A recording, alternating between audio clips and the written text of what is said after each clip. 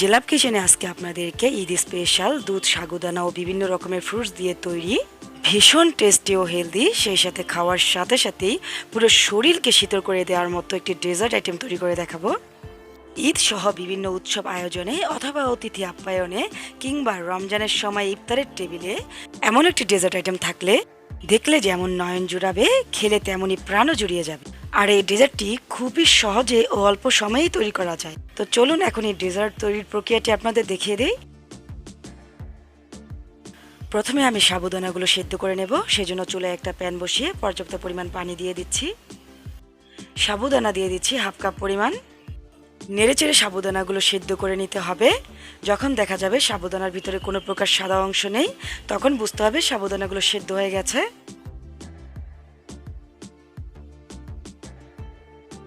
যখন সাবুদানাগুলো দেখতে আমার স্বচ্ছ দেখাবে, তখন নামিয়ে একটা ছাঁকনি দিয়ে ছেঁকে নর্মাল পানি দিয়ে ধুয়ে নিতে হবে। ধোয়া সাবুদানাগুলো আমি একটা বাটিতে রেখে দিচ্ছি, সাথে কিছুটা পানি দিয়ে রাখছি। এতে সাবুদানাগুলো একটার সাথে একটা লেগে যাবে না অথবা জমাট বেঁধে যাবে না। এখন ডেজার্টের জন্য দুধের একটা মালাই বা ক্রিম তৈরি করে নেব। চুলায় একটা প্যান বসিয়ে লিকুইড মিল্ক দিয়ে দিচ্ছি 3 কাপ পরিমাণ। গুঁড়া দুধ দিয়ে দিচ্ছি হাফ কাপ পরিমাণ। এতে দুধটা ঘন হতে সময় কম লাগবে, তবে আপনারা চাইলে 1.5 লিটার দুধ জাল করে 3 কাপ করে নিতে পারেন। তবে যে কোনো ডেজার্ট আইটেমে গুঁড়া দুধ দিলে স্বাদ অনেক গুণ বেড়ে যায়। চিনি দিয়ে দিচ্ছি 1/3 কাপ পরিমাণ। তবে আপনারা আপনাদের টেস্ট অনুযায়ী চিনির পরিমাণ কম বা বাড়িয়ে নিতে পারেন। তবে অবশ্যই খেয়াল রাখবেন আপনারা এই ডেজার্টে যে ফলগুলো ব্যবহার করছেন, ক্রিমে মিষ্টির পরিমাণ যাতে এই ফলগুলোর চেয়ে বেশি না হয়। ভ্যানিলা এসেন্স দিয়ে দিচ্ছি হাফ টিস্পুন পরিমাণ। সামান্য পরিমাণ লবণ দিয়ে দিচ্ছি। অনবরত নেড়ে দুধটা জাল করে নিচ্ছি। বাটার দিয়ে দিচ্ছি 2 টেবিল চামচ পরিমাণ। বাটার দিয়ে আর কিছুক্ষণ নেড়ে দুধটা জাল করে ঘন করে নিচ্ছি। হাফ কাপ লিকুইড মিল্কের সাথে 1.5 টেবিল চামচ কাস্টার্ড পাউডার আমি আগেই মিশিয়ে রেখেছিলাম।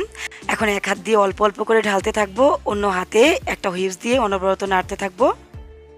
এই সময় নাড়াচাড়া কোনো ক্রমেই বন্ধ করা যাবে না। যদি নাড়াচাড়া বন্ধ করি তাহলে কাস্টার্ড পাউডার জমে গিয়ে ক্রিমের স্মুদি ভাবটা নষ্ট হয়ে যাবে। দুধের মালাই বা ক্রিমটা পুরোপুরি তৈরি হয়ে গেছে। এখন আমি এতে দিয়ে দেব আগে থেকে সিদ্ধ করে রাখা সাবুদানাগুলো। ক্রিমের সাথে সাবুদানা খুব ভালোভাবে মিশিয়ে নিচ্ছি। এখন আমি চুলাটা বন্ধ করে দিচ্ছি, কারণ এখন আর জাল করার প্রয়োজন নেই।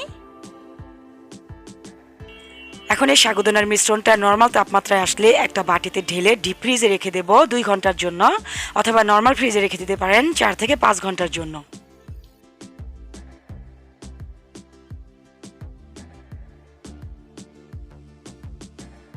ডেজার্টের জন্য এখানে আমি কিছু পরিমাণ ফ্রুটস কেটে নিয়েছি। এখানে একটি আপেল ছোট ছোট টুকরো করে কেটে নিয়েছি। কিছু পরিমাণ কালো আঙ্গুর ছোট ছোট টুকরো করে কেটে নিয়েছি। বড় সাইজের একটি কলা ছোট ছোট টুকরো করে কেটে নিয়েছি। কিছু পরিমাণ সবুজ আঙ্গুর মাঝখানে টুকরো করে নিয়েছি। আর নিয়েছি কিছু পরিমাণ আনারের দানা। এখন কেটে রাখা এই সমস্ত ফলগুলো আগে থেকে তৈরি করে রাখা ঠান্ডা ঠান্ডা দুধ সাগুদানার মিশ্রণের সাথে মিশিয়ে নেব। এখন এই ফলগুলো আমি খুবই আলতো হাতে মিশিয়ে নেব। দ্রুত মেশাতে যাব না, কারণ এতে ফলগুলো পানি ছেড়ে দিতে পারে। তাড়াহুড়ো করে মেশাতে যাব না, এতে ক্রিমটা পাতলা হয়ে যেতে পারে অথবা ফল পানি ছেড়ে দিতে পারে। মিশিয়ে নেওয়া হয়ে গেছে। এখন আমি আপনাদের পরিবেশন করে দেখিয়ে দিচ্ছি এটা দেখতে কতটা আকর্ষণীয় হয়েছে। এই ডেজার্টটি যাতে আরও সুন্দর ও লোভনীয় লাগে, সেজন্য কিছু টুকরো করা ফল দিয়ে সাজিয়ে দিচ্ছি।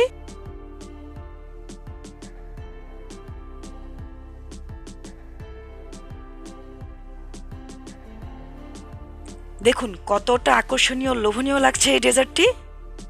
দেখা মাত্রই যে কেউ খেয়ে নিতে চাইবে এই সুস্বাদু ও পুষ্টিগুণে ভরপুর প্রাণ জুড়ানো ঠান্ডা সাবুদানার ফ্রুট ডেজার্টটি। আর এই ডেজার্টটি একদিন তৈরি করে নর্মাল ফ্রিজে রেখে 3 দিন পর্যন্ত খেতে পারবেন। এই ডেজার্টটি যদি আপনি বাড়িতে একবার তৈরি করে খাওয়ান, বারবার রিকোয়েস্ট করবে তৈরি করে দেওয়ার জন্য। ভিডিওটি যদি ভালো লেগে থাকে অবশ্যই একটা লাইক করবেন, কমেন্ট করবেন, ভিডিওটি বেশি বেশি করে শেয়ার করবেন। সেই সাথে চ্যানেলটি সাবস্ক্রাইব করে পাশে থাকা বেল আইকনটি প্রেস করে অল বাটনটি ক্লিক করে রাখবেন। আর যারা ফেসবুক থেকে এই ভিডিওটি দেখছেন তারা অবশ্যই একটা লাইক দিয়ে পেজটিকে ফলো করে রাখুন। সবাইকে ঈদের অগ্রিম শুভেচ্ছা জানিয়ে এখানেই বিদায় নিচ্ছি। আল্লাহ হাফেজ।